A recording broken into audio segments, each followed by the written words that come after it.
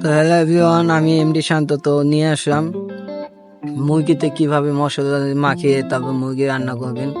তো একে একে সব মশলা দিচ্ছি। তার আগের ভিডিওতে দেখিয়েছিলাম কিভাবে মুরগি কাটতে হয়। তো এই যে হলুদ ফাঁকি, মরিচ ফাঁকি, আস্তে আস্তে সবই দিতেছি, ধনিয়া ফাঁকি।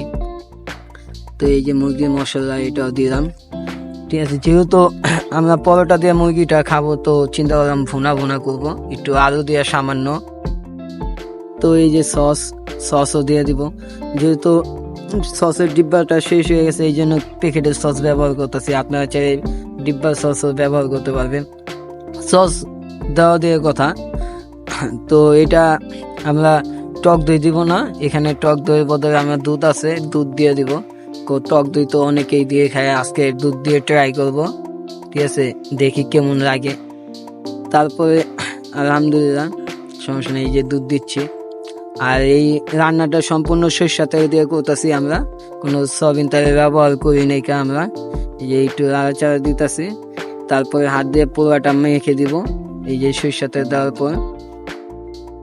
কারণ সরিষার তেলের খাবার স্বাদই অন্যরকম, আর এটা খুব ভালো একটা ঘ্রাণ বা ফ্লেভার আসে। তো পুরোটা নাড়াচাড়া দিয়ে মেখে ফ্রিজে রেখে দিব কিছুক্ষণের জন্য।